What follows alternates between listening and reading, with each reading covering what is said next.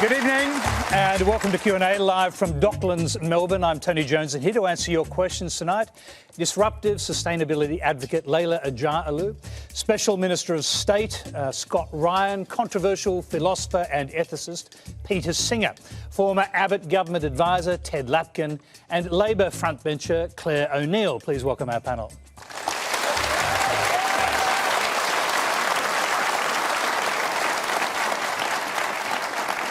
Thank you. Now, Q&A is live on ABC TV in New South Wales, Victoria and Tasmania. It's live everywhere else on News 24 at 9:35 Eastern Daylight Time. You can watch and listen live on iView, on Facebook, on ABC News Radio and on Periscope through Twitter.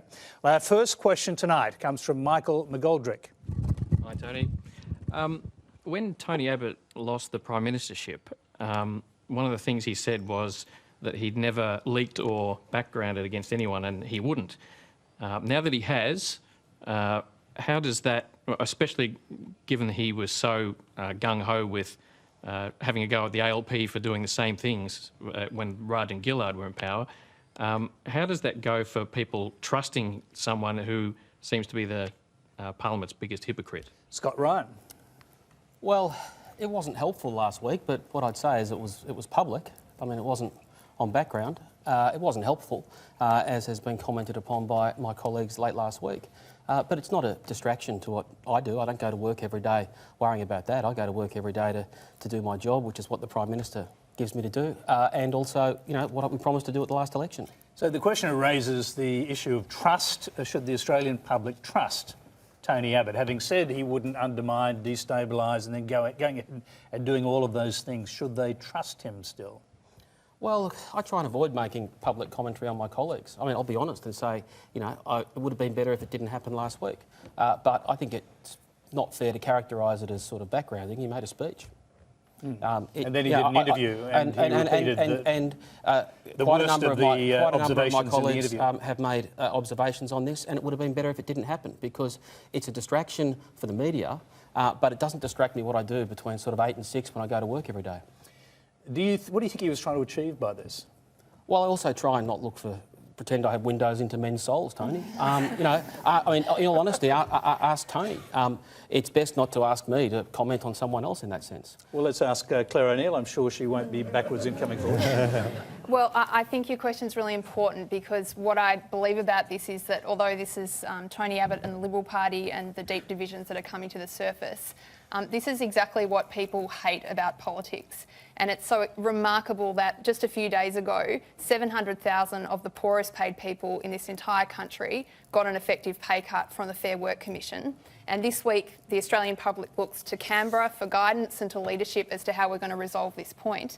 And what they see when they look there is gamesmanship, they see conflict and they see personalities. Now, we've got some really serious challenges facing us as a country, things like a declining education system, a climate policy that's an international joke. And those are the types of issues that I got into politics to try to help resolve. Scott, you probably feel the same. But instead we're here tonight talking about internecine warfare in the Liberal Party. And I think that's really sad and it's really bad for the country. Presumably it was sad and bad for the country when you did it. Absolutely. And I mean, no, I'll take that on the chin, Tony, because the truth is that Labor stuffed up. That stuff that happened between Julia Gillard and Kevin Rudd was a low moment for our party. We worked for almost 13 years while John Howard was in office to try to get into government to do things that were meaningful to us. We did some good stuff, but ultimately what mattered to the public was that there was not a united front in Canberra. Now, Labor has learned from that. I'm part of a caucus that is very different culturally, but also different in terms of personnel.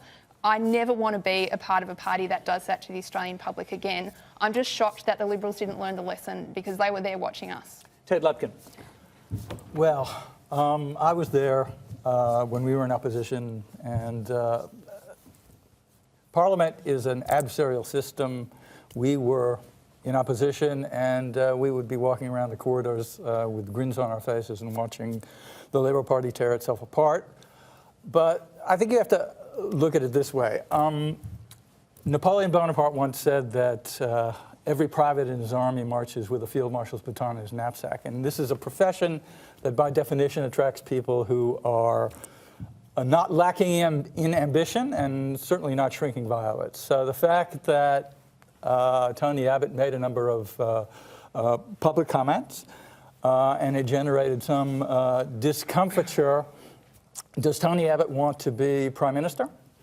I'm sure he does, but then so do everybody else. There are 226 elected members to that place in the Senate and the House of Representatives. And I can tell you that aside from Tony Abbott, all 224 who don't currently occupy MG9, which is the prime ministerial suite, also want to be prime minister. So this is just part of the normal jockeying. Tony Abbott is a backbencher. Do you think it's really normal to have a group self-described as the deplorables who secretly are meeting to talk about destabilising the Prime Minister? Well, I think that in terms of the nomenclature, you can thank Hillary Clinton for that one, the deplorables. Look, you have different wings within the Liberal Party, just as you have formal factions in the Labour Party. You have the more conservative elements. And, I wasn't privy to those conversations. I don't know what happened in those back rooms. There are media reports that that this is part of a campaign of destabilization. And when that became apparent, some people pulled out of it. I don't know. But I do know that there is a ideological to and fro within all parties. You have your more conservative and you have your more progressive or liberal. And I just think it's par for the course. Leyla, I'll go across to you. You've spent a lot of time in New York. A lot of your life is spent in New York, but you obviously watch what's going on here. How does the Tony Abbott intervention play in your mind? Well, to be honest, Tony, it reminds me a little bit of high school. There's a lot of kind of bitchy backroom conversations, which I think many of us are not actually privy to. It's a little bit like theatre as well. There's a screen in front and we're seeing one side and there's a lot going on behind. I think, though, what's really frustrating is that last week we started having a conversation nationally about a very important issue, and that is our energy future. And I certainly am one person that believes that Australia has the possibility of moving forward to a post-carbon reliant energy system. And I think it's really sad that just as we started to have that conversation, it got a little bit derailed. And the whole weekend was a lot of argy-bargy back and forth. So I'd really like to hear far more important conversations shared by the media and by our politicians, especially when we're looking at such critical issues about the kind of job opportunities and innovation opportunities that we have in this country to move forward as an energy leader, not a redundant, old school kind of ideas about what we've got going on here at the moment. Peter Singer, what do you think about it? I mean, has Tony Abbott got every right as a leader deposed in his prime before he even got to face his first election as Prime Minister? Has he got every right to come out ethically and make complaints about the current... He has a right to speak, of course, but that just shows that having a right to something doesn't mean that you ought to do it. We have lots of rights that we might be able to exercise, but it's better to restrain yourself. This is clearly a case where it would have been better to restrain himself. But the other thing, and I agree with what Leyla was saying, is that people have just picked up, and the media has picked up on, the personality thing. Is Abbott making another challenge to Turnbull and so on? They haven't talked about the substance, which is, for example, the reduction in renewable energy targets, which Leyla just mentioned. You mean the substance of Tony Abbott's speech? That's right. Yep. That's right. The issues that he actually wants to pull this government, which is already pretty bad on, very bad on energy policy and climate change, he wants to pull it further down. And the remarks he made about immigration too, I think there was a lot of negatives that people should have really directed themselves to. Well, why is he saying this? Is this really what we want to do? Doesn't he care about climate change? Those are the questions that really ought to be asked. I think it's pretty obvious he doesn't care about climate change. Maybe it's too obvious and you don't have to even ask Before we get on to some of those bigger issues, we've got one quick question. We might just go to the politicians on this one from Zachary Melville. Now that Tony Abbott's approval rating is lower than now that Malcolm Turnbull's approval rating is lower than Tony Abbott's at the time of the leadership spill, is it possible that the party has made the wrong decision? And would they consider returning Abbott to the Prime Ministership? Yep, Scott Ryan. I don't think so. No is the simple answer. Look, I remember in 97, 98, 2000, the Howard government had much greater challenges on day-to-day, week-to-week news polls. Our job in politics is to do, particularly in this era where there's a lack of public trust, is to simply do what we said we would promise we were going to do. Now, we're trying to do that. Labor are doing their best occasionally in the Senate to block us doing that. We're trying to address issues like in South Australia, where people can't trust their lights and air conditioners to work on a hot day. And in 2.5 years' time, the public get a chance to decide to keep us or change the government. Yeah, Scott, you did help gather numbers for Malcolm Turnbull during the leadership coup that he staged against Tony Abbott, didn't you? Well, there's a large party room. Yeah, I supported the change in leadership. So did you make the case when you were helping to gather numbers for the coup that Tony Abbott's polls made him unelectable? Well, because that case was made by many others. It'd be surprising if it wasn't. I've always had a habit of never going into private conversations. And these things have been particularly rehashed, and we've had an election since. But what I see now is a government that, while the media have got distracted on this, and as I said, it was unhelpful, and I prefer it didn't happen.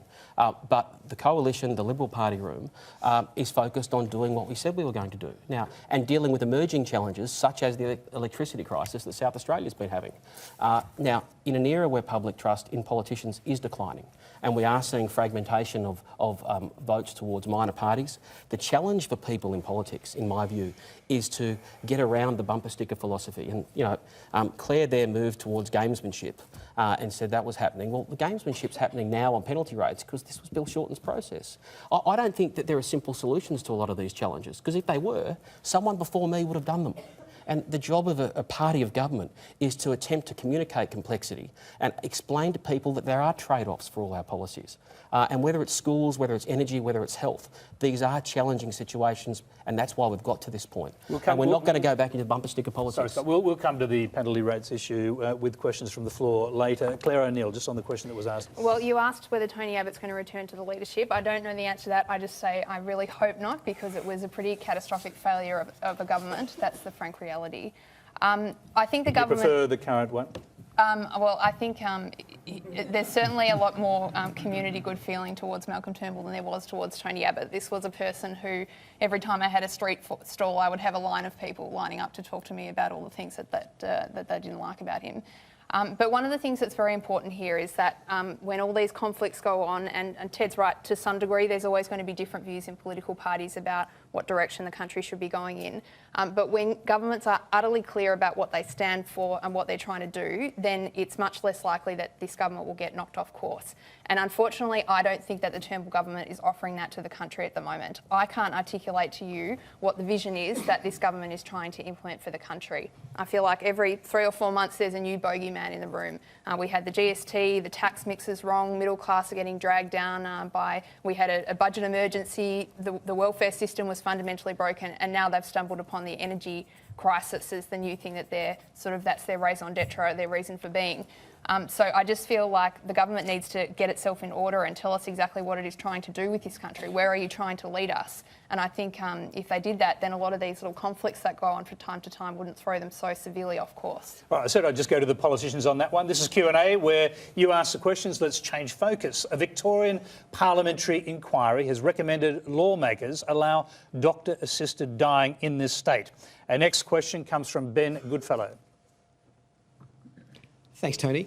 I'm an atheist and a psychiatrist, but I'm quite ambivalent about the issue of euthanasia. I think there's clearly a very compelling case for a fail-safe system of assisted suicide, particularly in specific instances. But I'm concerned that the existence of euthanasia laws absolves doctors like me from the duty to find ways to alleviate suffering without causing death, and it absolves society potentially from finding meaning in death and in life that may not be otherwise worth living. Let's start with Peter Singer. Well, I don't think that you want to force people to find meaning in death and dying, do you? I mean, isn't that a choice that people ought to have? You know, yes, I could go through another month of suffering before I die from the cancer that is clearly going to kill me, but I choose not to do that because I don't think it would be meaningful for me to suffer in that way. Surely you would want your patients, or any doctor, any good doctor would want their patients to have that choice. And that's what the legislation would do that the Victorian government has said it will bring in the second half of this year. It will give patients choices about that. And I don't think there's any evidence that in countries where this legislation does exist, there is less of an effort to reduce patients' suffering. I think there are simply some patients who do want to go on to the end, and doctors will do what they can to reduce their suffering. And there are other patients, other people who choose not to, and they want to have that choice, and I think we should give it to them. Now, Peter, a lot of people in opposition to this idea, raise the slippery slope argument. It's sort of almost implicit in that question. One of the essays in your latest book points to what happened in the Memorial Hospital in New Orleans after Hurricane Katrina, where doctors started killing patients against their will with the idea that they would be alleviating their suffering, though not in all cases. What were you trying to tell us there? Right, well, of course, this was nothing to do with legal euthanasia. Euthanasia was illegal in Louisiana. This was New Orleans. But there was an emergency. The hospital was cut off by the floodwaters, and they were told to evacuate all the patients because there was no electricity either. It was swelteringly hot. There was no running water. So really, it needed to be evacuated. But they had some patients who they thought were too ill to move, who would not survive, and those patients they gave large doses of morphine to. And in the without their consent? Well, some of them were not capable of consenting anymore at that point, but there certainly was at least one person who was capable of consenting, who was worried about being left behind, but whom it seems that they chose to end his life because he was extremely heavy and he would have had to be carried down several flights of stairs to the, up, I think they were using a helicopter to evacuate them, and they felt that they simply couldn't manage this. So they chose to end his life.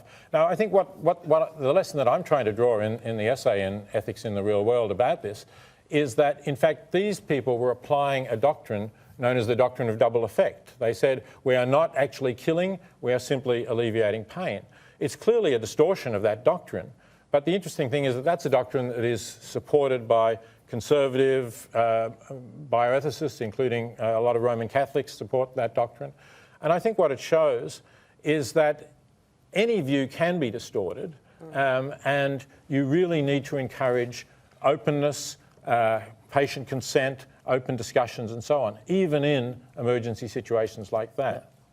I'll just quickly go back to Ben, the questioner. Are you worried that doctors may start to devalue human life as a result of these laws? Is that what you're sort of getting at? I guess I'm suggesting the risk is there, and it's very difficult to. It's important, I think, to separate an instance like this outline that the professor gave earlier, the sort of situation, particularly in our own families, where in that individual case it can be very much justified. But I'm thinking of the many patients that I see in my psychoanalytic and psychiatric practice who would not be included in this sort of legislation because they're said to have a so-called mental illness, whatever that may be. That a key part of the dilemma that I help them with is they're often desperate for their lives to end, but in helping them past that point, it is invariably a peak that if someone from a spiritual and a psychic point of view can overcome, there can be something more to life found on the other side of that. And I think these laws maybe give us, at a certain level, an easier option than to sit with what is often unbearable suffering. I'm going to bring in the rest of the panel. We've got another question on this subject, though. It's from Priscilla Weaver. It might help to focus the discussion. Thank you. Last year, my 82-year-old father lost his battle with esophageal cancer. His death came 19 days after diagnosis, and although this might sound like a swift and merciful outcome, his suffering in his last days is something I will never be able to erase from my mind. Despite my father's pleas to his doctors to end his pain, he was pacified with more drugs and promises to keep him comfortable. The emptiness of these promises was revealed in the excruciating pain he endured, which no amount of morphine could subdue. As a psychologist whose role it is to preserve life, I understand the moral, social, and ethical complexities associated with assisted dying. However, in cases of terminal illness, where death is inevitable and the preservation of life only serves to pacify the living, how can we give people the freedom to choose when and how their life should end? I'll start with the politicians because it's obviously going to be a big political issue. And Scott Ryan, you first. I'm philosophically uncomfortable with euthanasia, but the main reason I oppose it and wouldn't vote for it is a lot of us have a story like that, and I'm sorry to hear that. I've never experienced someone that close to me having suffered that way.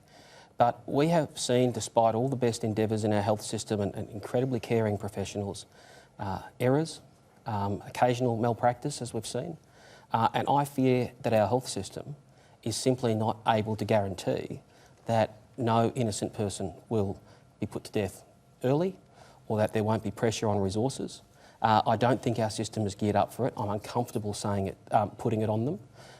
And while we do constantly have to push the boundaries of end-of-life care, sadly, I think the risk of innocent people dying too early, or pressure being put on elderly relatives, or misadventure or error is too great. Do you accept, and does the government accept, the federal government accept, that if the Victorian government legislates for this to happen, there's not much you can do about it? Look, I was going to add, I don't know what the government's position on that is. My personal view is this is a matter for the Victorian Parliament. It is competent to decide this. It is a state law. So I wouldn't vote to override, but I would not personally support euthanasia being... Let's hear from Clare now. I'm really sorry about that story. It's a very sad one, and actually my experience, my view on this is informed by, I guess, a somewhat similar experience. When I was 4, my father was diagnosed with cancer, and then he died when I was 11. So really that kind of formative years of my childhood were being very close to someone who was dying. And the thing that I've taken from that experience is a very deep belief that people have the right to have a good death. Of course, as a politician, I don't just use my personal experiences to make decisions. We have to look at the evidence. And what the evidence, especially the Victorian parliamentary inquiry that's compiled a lot of this, the evidence shows us is that the fact that euthanasia is not legal in Australia is causing incredible pain to a lot of people. It's causing families to commit horrible crimes that are motivated only by love and compassion. It's causing doctors to break the law, and it's causing incredible heartache for people who are watching their family member die in agonising pain, and they're unable to do anything about it. The Victorian Parliamentary Inquiry also found some really important things when they looked at other jurisdictions where euthanasia is legal. So the slippery slope argument, as we often call it, isn't really founded in reality. And where euthanasia is legal in different parts of the world, we see very, very small numbers of people using the laws, very, very small numbers of people. But for a lot of the people who do use them, it's knowing that they're there when they need them. And we see usually it's people who are in the very last weeks of a very painful death, and a death where palliative care is just not going to be able to provide them with relief. So I think for that reason it is something we need to look at. Ted Lapkin. Again, my heart goes out to you.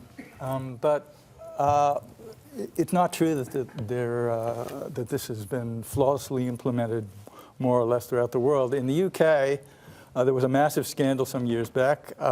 They implemented something called the Liverpool Care Pathway, which was supposed to provide a dignified and pain-free death to a lot of elderly. And there was the Telegraph UK, I think it was in 2011, did an expose, and it showed that you had scores, if not hundreds, of elderly people who were basically being doped up and deprived of liquids in order to hasten their death, and their loved ones, in many cases, weren't even being informed. So it's not true that this has been implemented in a way that is completely ethical. But sorry, I mean, there was no legal euthanasia or physician-assisted suicide in the UK. There never has been. So this is not an example of a place that is legislated carefully with proper safeguards, and then there's been flaws.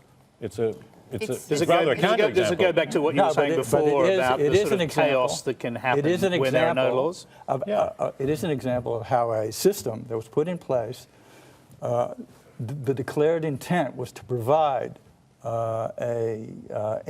end of life in a dignified and pain-free way, and it was abused. But without giving the patients the choice to ask a doctor to assist them in dying, because that was always been illegal in the UK. Yes, that's what we want. You had doctors who were basically killing people. Right. What it just shows that can happen.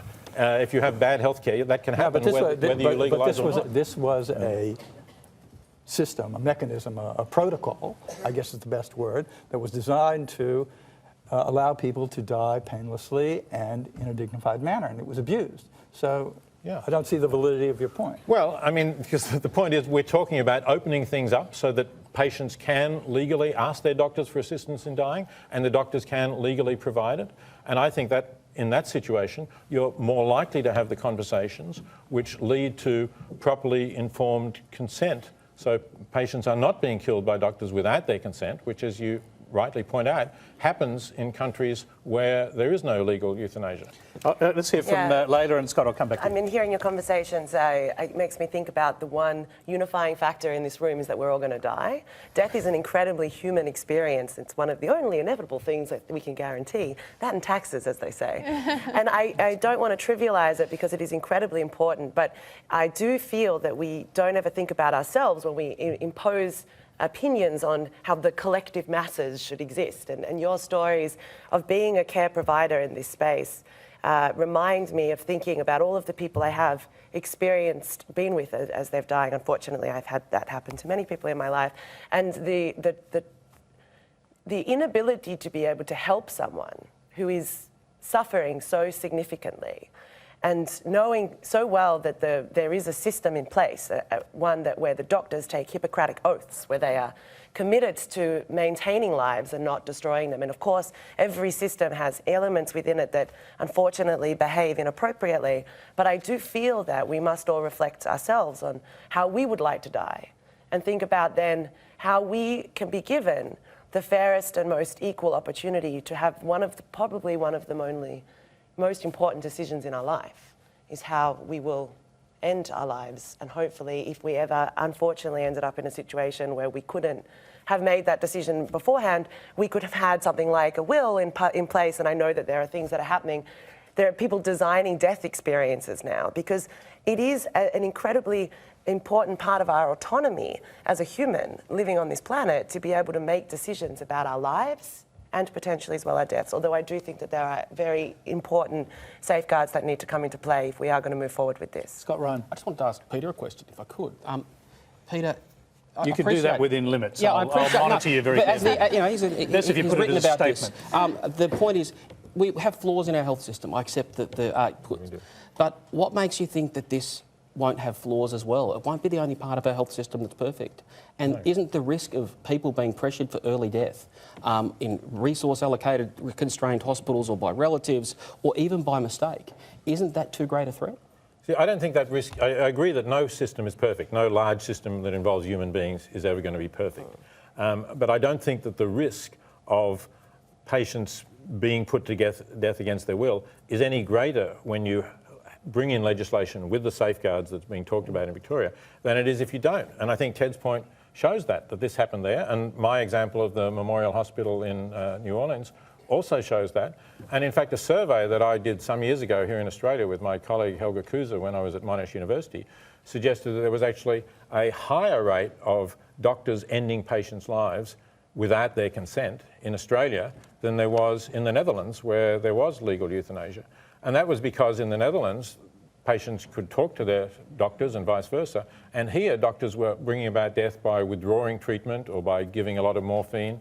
And they couldn't have an open discussion with their patients, because if they did, maybe this would be overheard by some other health staff around who would have different views and might report them to the police and so on.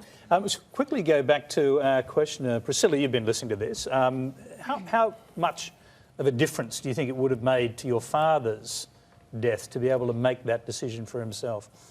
I think it would have given him the dignity that he deserved. And I think there's a dignity in dying, but there's a dignity in choice.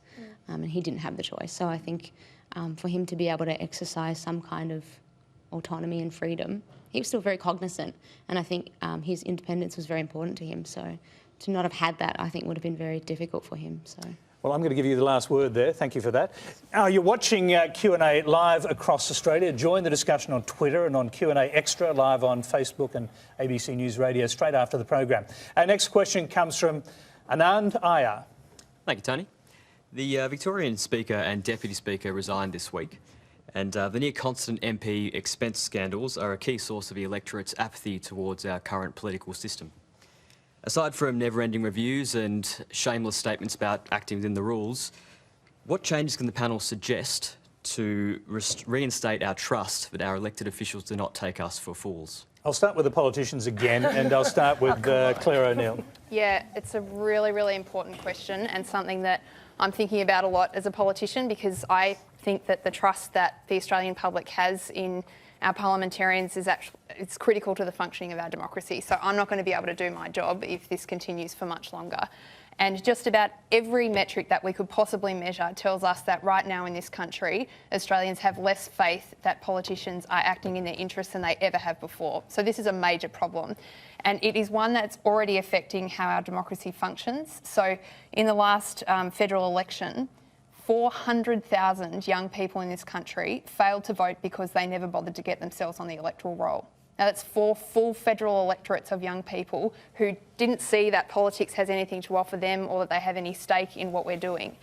So I think your point about expenses it's emblematic. People look at Bronwyn Bishop's helicopter flight and think that's what's going on all over the shop. That's not true. We need to sort out the entitlements issue. We need to sort out the public expenditure of money. We need to sort out how politicians fundraise. But I think there are also some bigger issues that we need to think about, and that is about how we engage the public in our parliamentary system.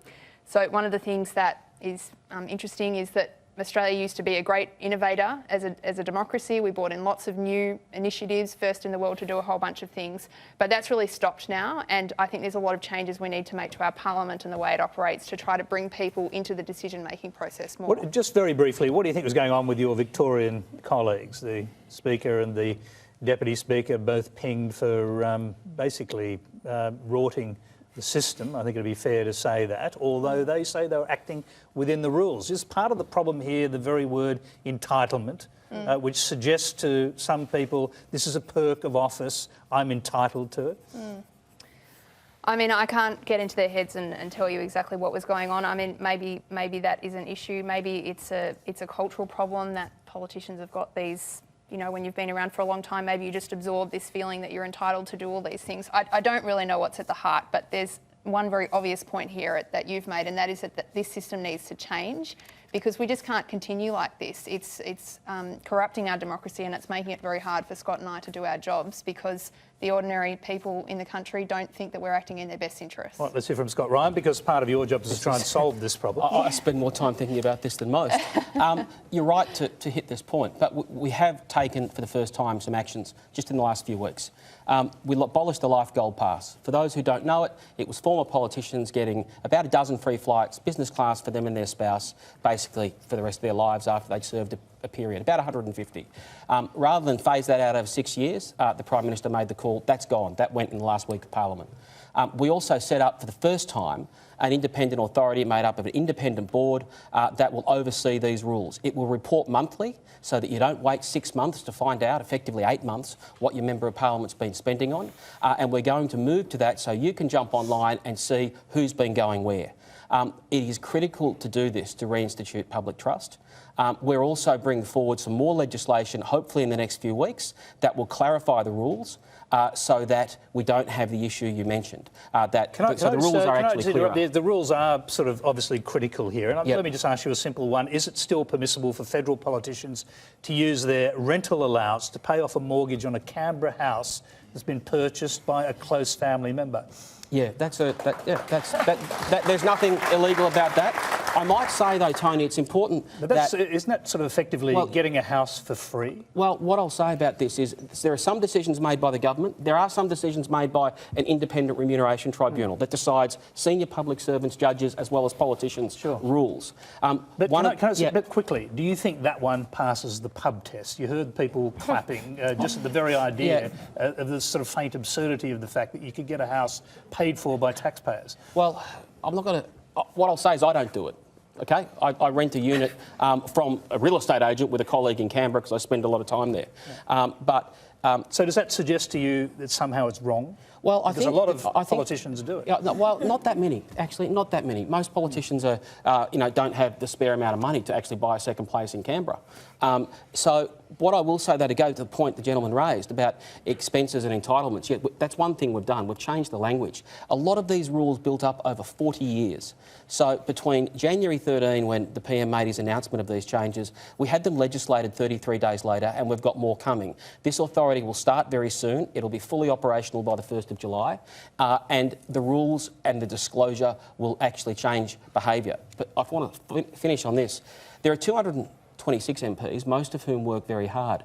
It will be expensive in Australia to have a federal parliament where we expect our members of parliament to live in their electorates. We don't want them moving to Canberra like they all do in Washington. That does keep them more connected. So we are going to have higher expenses because we do fly members of parliament to and from Canberra from right around the country when parliament sits. I think people would prefer their members of parliament to live with them in their communities rather than all live in Canberra. Or not in their beach houses like the that was the state Labor government. That wasn't the Commonwealth. No, I agree with you. Leyla. What I love is that your question was, well, how can we do this better? And that's something that I love to think about. How can we reimagine the systems that, as I'm sure we could all agree, don't really work very well? And so it's a really fantastic question for us all to think about. Unfortunately, political reimagination seems to be a little bit difficult for the Australian political structure.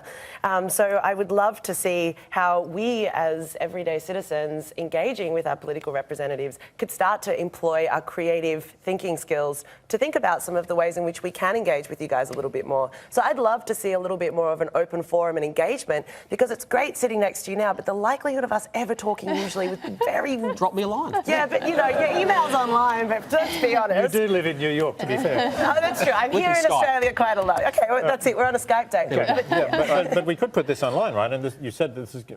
My MP's expenses are going to be... Sunlight is the best form of disinfectant, and that's what we've announced. That's what we're going to implement. Okay, I'd like to see that. Let's hear from Ted Lapkin. Look, I think that it's like the tax code. Okay, the more complex you make it, you always have smart tax lawyers who will find loopholes. So, as I said, complimenting Scott's statement, Justice Brandeis, who was a justice in the U.S. Supreme Court, he said sunlight is the best disinfectant. So I think the transparency, allowing people to go online, to check out, because you know, when I was a staffer, one of the things I had to do was to be responsible for filling out the MMR, the monthly management report, which was a nightmare. And basically it was an accounting job. Was it a nightmare because of the politician you were working for? No, it was a nightmare just in terms of the accounting and making sure that everything was filed in the right category. It was a real pain in the tuchus, as they say in Yiddish. So to the extent that it can be simplified across the board, and transparency is the key. You already made one point about transparency. You want to briefly say something about the public feeling about this is very strong. You can feel it in the room.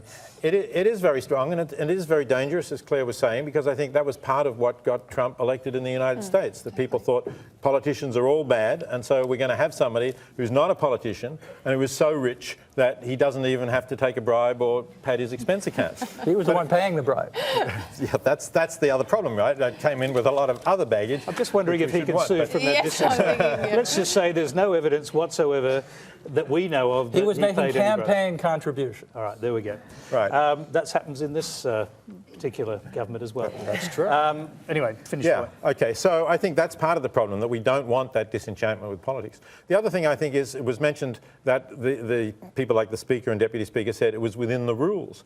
That shouldn't be good enough. I mean, you know, something can be within the rules because we can know that the rules can be twisted and distorted. And you would expect our political leaders and our elected representatives to say, I've got my own moral compass, and the fact that I could do this and it was within the rules is not the only thing that matters. I've got to think whether it's ethical to do so. And in that case, the judgment was really bad.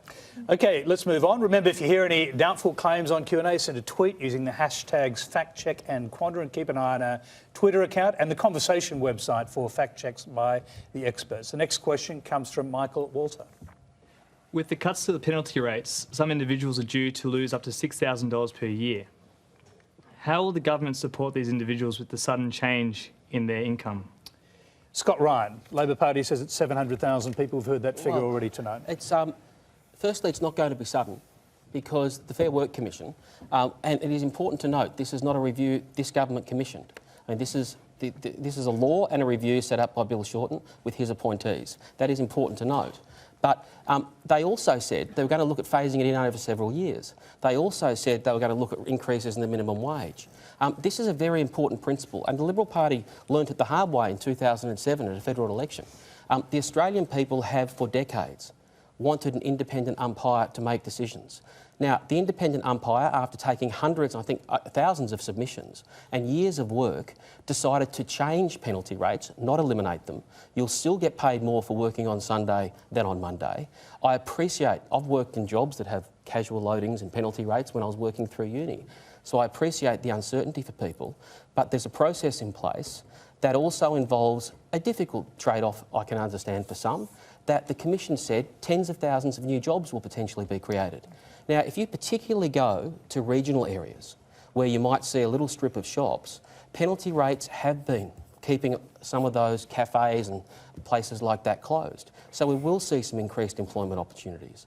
But the important point to note here is that the government is standing by the umpire. And if we don't want the umpire making these decisions, do we really want politicians doing it? I mean, Bill Shorten is trying to create fake outrage here rather than the outcome that he designed, his appointees delivered. So, just briefly, do you agree with the Commission's judgment on this? Look, you don't ask someone whether they agree, with the umpire in this. I mean, we respect the umpire's decision on this. I think it is a legitimate question for a government, because if it happens on your watch, you're going to wear the political consequences. So I suppose philosophically, do you agree with the decision?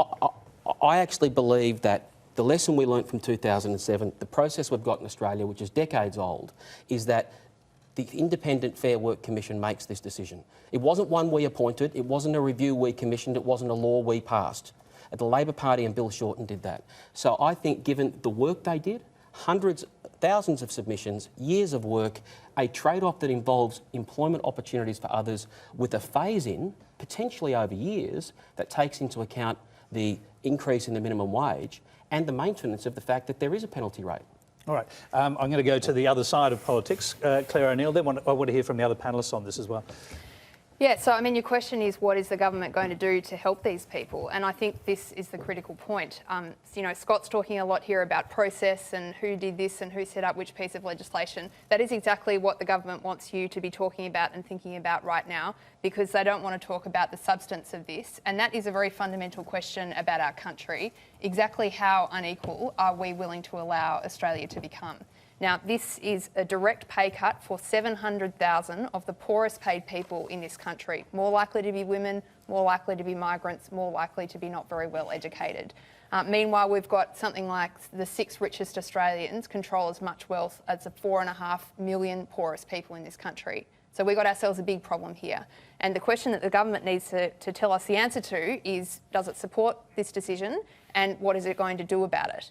Labor has a very clear approach to this. The Commission made a bad decision. It was a decision that was not in line with Australian values. If you care about equality at all, you know that the 700,000 poorest paid people in the country taking a pay cut is a major issue for us. Can I just say, you say that Labor has a very clear position on this. I'm obviously going to have to ask you the question. Yeah. Bill Shorten said he would accept, and he said this many times, that he would accept the decision of the independent umpire that he set up. Yeah. I mean, was he kidding? No, of course, no. So was he serious when he said that? Yeah, I mean, Tony, Bill made those comments when the assumption in this discussion was that a commission was not going to go down the path of putting these people further back than they already are. Now, if a change has to be made to penalty rates and that can be negotiated between employees and employers, I think the fundamental test should be for people that are already so poorly paid, you're not going to make them worse off as a consequence of the decision. Now, the Fair Work Commission has gone and done something that was completely unexpected and completely unacceptable to us as Labor people. People have been suggesting this is a likely outcome of the Commission for a very long time. I mean, you can't say it was completely unexpected. I disagree, Tony. I think people thought that there would be a cut to penalty rates, but they thought that other adjustments would be made so that these people who are already so poorly paid, we're not going to be worse off as a consequence of the decision that was made. Okay. Now, the Commission's made that view. Labor is going to fight this. We are going to, already today, Bill Shorten put a bill into the Parliament that will stop this decision from being implemented and, again, stop this from happening again, because the role of the Fair Work Commission is not to cut the pay of the poorest paid people in the country. All right, let's hear from the other panellists. Ted Lapkin, start with you. I think we should spare a few thoughts for the small business owners of Australia. And the issue of penalty rates, in some cases, is a real burden to small businesses. Small businesses are where a large majority of the new jobs are created. And to the extent that we can make it easier for people to start businesses, to generate economic activity, then I think Scott was right. It will result in more jobs.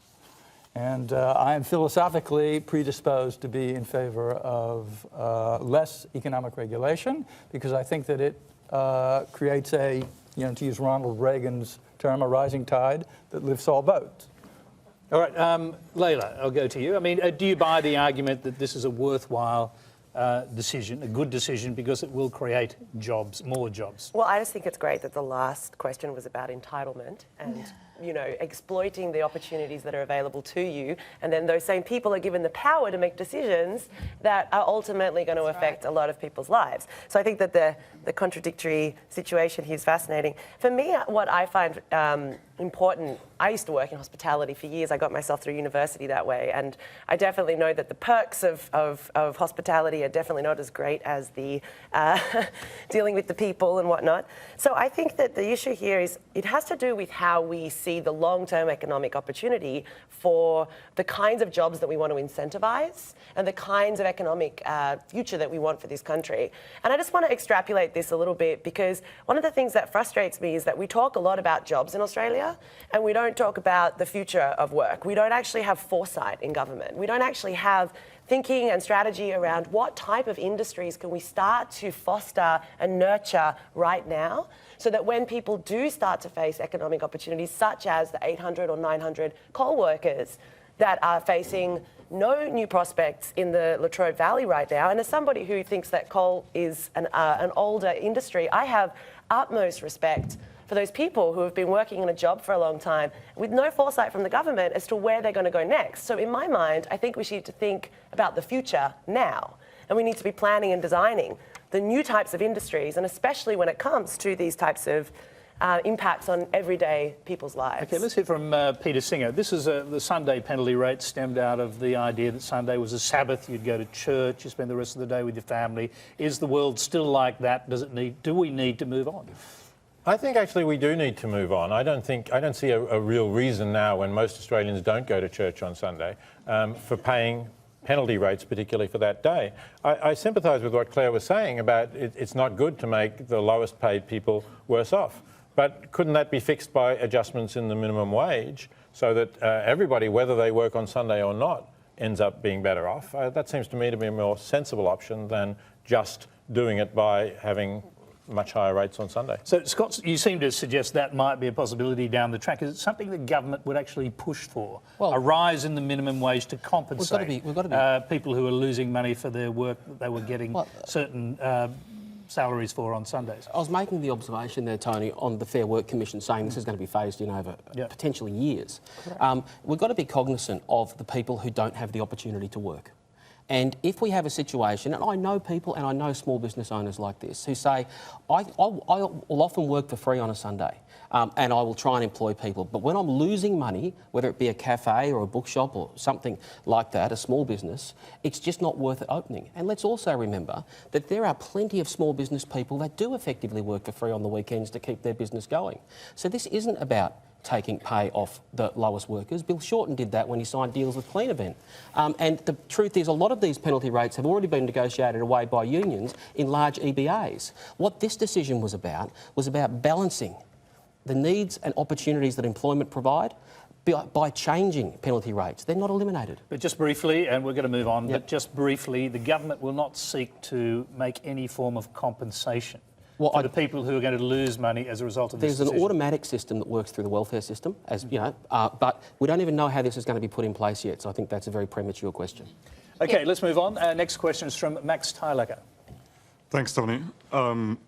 So, especially over the last year, but also in general, we've heard that innovation is usually touted as being an enabler for economic progress. Yet, as Leyla is pointing out in some of her work, especially many of those disruptive innovations are promoting exactly the opposite, as in job losses, casualization of employment in general, think Uber, Airbnb, and so on. What do you see as the policy foundations to enable innovation that is probably more sustainable or useful in general? Yeah, Leyla, a question for you, and it goes to your specialty. And bear in mind that actually when I flew into Melbourne this morning, we couldn't get a cab for a very long time because the owner-drivers were effectively on strike, having a big parade down the freeway. And what they're complaining about is the complete loss of value of the plates that they'd invested so much in. Disruptive technology can really hurt people. It's very true. And there's a big difference between what we're seeing in the tech startup and this notion of disruption and the idea of the intent to make something better or different to the status quo. And there is some blurring of the lines there. And so I will agree that these kind of rises of the tech-centric innovations do have danger because they grow so quickly that it's very hard to have the right kind of checks and balances. And there's a lot of power that becomes centralised then. And we're seeing some big issues with Uber with regards to not just the way they're paying their workers, but also, of course, how they treat women who work within their organisation. So this culture is actually a really big issue as well. Is it a fundamental threat to organised labour on top of that? That's a very good question. I think that there is a lot of scope for shifts within the economy. I'm not a politician. I look at how systems work and how big systems can be shifted with different levers. And I'm sure that you guys do that, but with a kind of more get re-elected focus than maybe me. But it's, you know, I appreciate what you do. I'm sure it's hard work. But just watching these guys, it's like tennis, you know, going back and forth. But I think what's really important is we think about, we have a huge complex world that we live in. There are so many different things at play at all the time. And I think that the rise of technologies that are smartphone enabled have greatly improved our lives and dramatically influenced them in incredibly unfortunate ways too. Right? We're physically being formed by our technology now. They talk about tech neck. Everyone's got this. It's actually a problem. They used to talk about our thumbs getting too long because we were texting on the old Nokias. So technology is changing our lives so extremely, and we have no ethics and no consideration. So I agree that it's like anything new and sexy, which is what the term disruption is. And I mean, you know, at the time I started using it, it was not quite the same cultural ideas, but we need to have checks and balances. But that's our job, right? So the delete Uber that came up as a result of the misogyny from the head of the company had a huge impact. And these types of actions are all in our civil liberties and our ways in which we can help influence these systems and get them to that truly kind of effective outcome for us. And as far as organised labour goes, Tony, I think that at the end of the day, you have to break an egg to make an omelette, which is a very kind of reductionist perspective, but it's a reality of a system, right? Well, a system is constantly changing. Let's throw that broken egg concept over to a Labor Party representative, because if organised labour ceases to function, then the very basis of the Labor Party will cease to exist. I think that's putting it a bit too strongly, actually. I think there's always the world's moving very fast, Claire. Yeah, but I think that Max's question was not so much about organised labour, but about the impact that disruption and technology is having on our lives.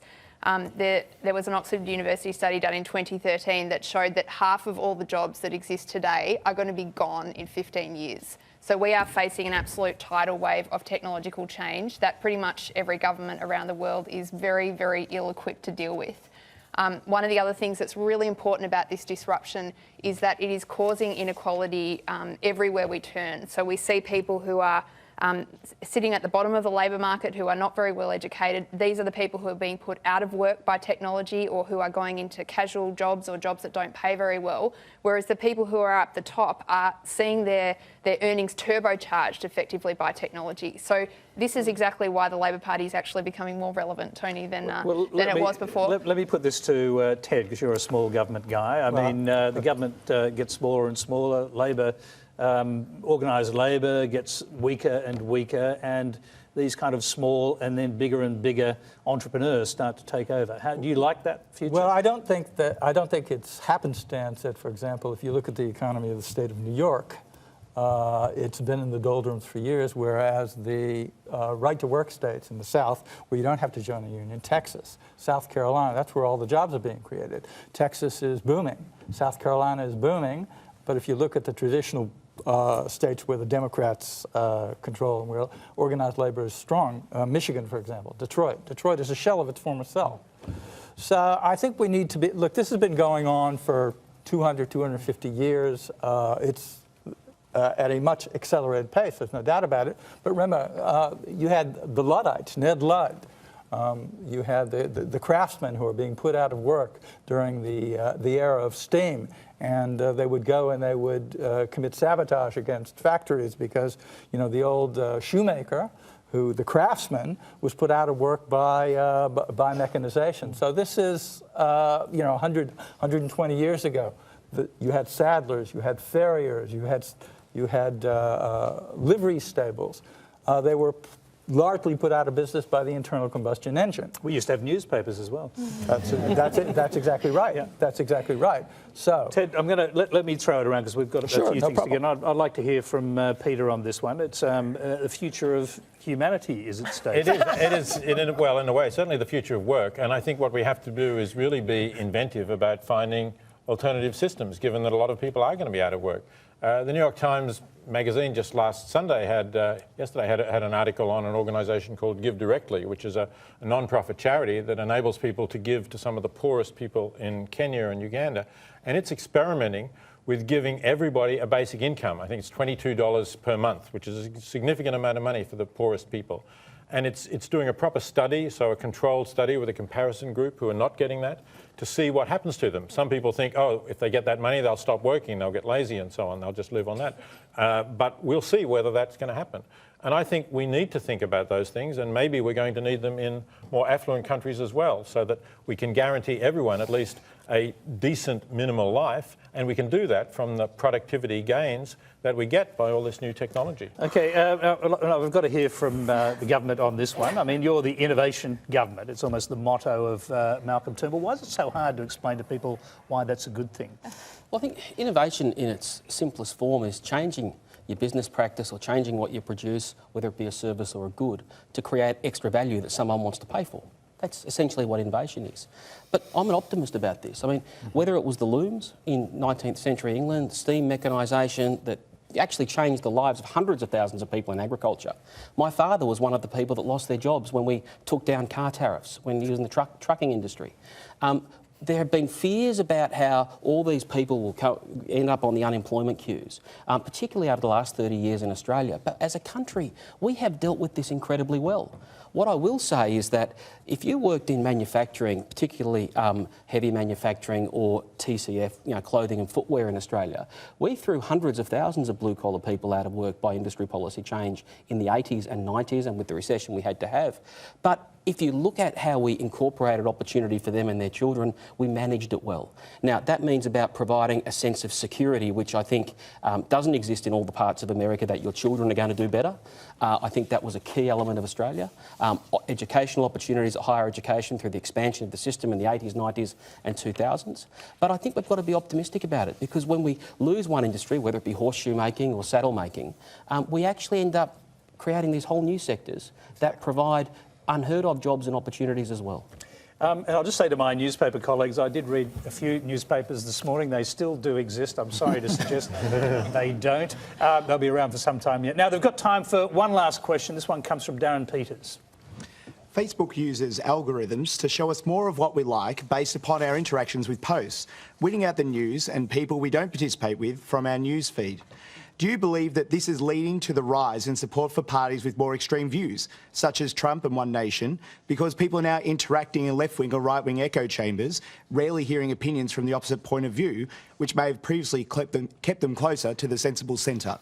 A good place to end the program. Now, Leyla, I guess you could say Facebook is a disruptive technology in that regard, and when it comes to information. You can't just put the word disruptive at the start of everything. It doesn't work like that. Actually, I have to clarify something. Innovation is about doing something slightly better. Disruption is about challenging a system to make something new emerge out of it. When you look at it from a sustainability and a systems perspective, it's really about saying we have a bunch of systems at play, social, industrial and environmental. We are all the product of this planet. We all have to breathe. We can't deny that. So we have to think about jobs in the context of how we're going to sustain ourselves moving forward. We can't just have economic growth without thinking about the causality, the impacts of our choices, how we create externalities, things that fall out of the system. We have a linear system right now. Resources come in, they get made into something, labour, we buy them in the consumer market, and then what happens? They drop off the system. They go back in the holes from the mining. That linear system doesn't work. I didn't realise that I'd suppressed this last comment that you really wanted to make, but you've now done that. So let's go back to the Facebook. I forgot what the question was. My brain just went into sustainability mode. Okay, I'm sure Peter was listening to the question. The idea that Facebook provides an echo chamber, that it in fact is diminishing our ways of thinking. We're all in our own silos. That is the problem. You see it, I think, much more in the United States because there's Fox News Channel that Conservatives listen to, and maybe to a lesser degree MSNBC that Liberals listen to, and so you get much more polarisation.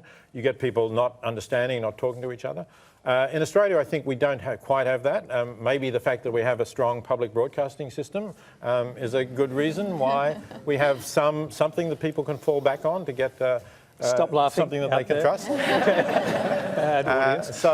No, I think it's really important that we support these institutions. I think there's a real danger here, and we all have to think about what's the best way and how to support media that we're all going to participate in, so we have a common conversation. Ted, what do you think about this phenomenon of Facebook, the echo chamber of left and right that are being talked about? Is it narrowing the way people think? Does it, as the questioner suggests, lead to the rise of populist parties? Yes, but I think it's a much broader issue. I think that we are living through the demise of the welfare state as it evolved after the Second World War, because it's simply unsustainable. And you see this in Europe. Greece is a leading edge of this. I don't know what the system is going to look like, the socioeconomic system at the end of it, but it seems to me pretty clear we are, even in Australia, where we're not as far down that trajectory, we're $317 billion in debt. I had to look at the last MyEFO. That works out, I just did the math, that works out to about $13,000 per person. So, a kid is born at the Royal Children's Hospital in Melbourne. Welcome to the world. Here's your $13,000 IOU that they're going to have to pay off.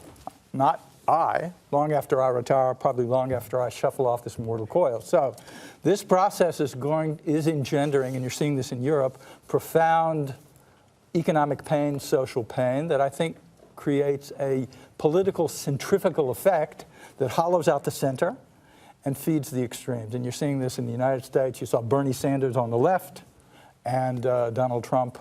I don't call him a conservative, but for one of it, he was a Republican candidate. He's a Republican president. You're seeing this in the UK, Brexit versus Corbyn. You're seeing this in France, Marine Le Pen. And the irony is that some of these kind of populist, blood and soil right-wing parties, their economic policies are quite left-wing. They are protectionist. They value government support for industry. They're even mercantilist in a way, which I think will only contribute to the problem. Okay, well, let's go. We're sort of running out of time here, but Clare O'Neill... Darren, I completely agree with your point. I think the internet, Facebook in particular, are feeding this silo mentality. It's affecting everything. One of the impacts I experience is the tone of the political discussion, which is getting much harsher and much more personal and much more critical. But I just want to finish by saying that the internet gets a very bad rap in terms of its impact on democracy. And the truth is that this is an incredible opportunity for us to reshape the way that we do government. I'm the first generation of members of parliament who can stand up in the House of Representatives and give a speech that I immediately put online that will get watched by thousands of people. 5 years ago, I would have been talking to a completely empty chamber. The March on Washington, the biggest protest in American history, was completely organised over the internet. So there's a real upside to this, but we have to think as politicians about how we need to change how we're doing things to capture the benefits. Scott, upside, downside? Well, it's like, there's no point providing my view on whether it's good or bad. It's there. What I'll say, though, is that I think it's a product of the volume of media. There's so much out there. Media used to be limited. There were 4 TV stations and there were a couple of newspapers and a couple of radio stations. 500,000 people, I think, used to buy the Melbourne Herald in a city half the size as it is now, or less than half. So I think it's a product of that. I think what I try and do and what I suggest to people is what we're missing, I think, a bit in politics is a bit of shared experience, partly because of what you mentioned, partly because of other things happening in society as well, with education, the economy as well. So I always try and read news and read items that challenge me, because I want to think, I don't have the answers to everything. I'm looking for a perspective I don't have. And I think one of the things politicians need to learn is both a sense of humility, which is occasionally saying, I can't solve that problem, or government might make it worse, because I'm a small government guy too. But Tony, I'm not sure where it's actually getting smaller around the world. I might make the observation. But also a view that challenges me, a perspective I don't have, an experience I don't have, whether it be someone dealing with childcare issues in regional Australia, or someone dealing with accessing a decent school for their child, or any particular public policy issue. I'm afraid that's where we'll have to leave it, because we're just going over time now. That's all we have time for tonight. Please thank our panel: Leyla Acaroglu, Scott Ryan, Peter Singer, Ted Lapkin, Clare O'Neill, and this great audience.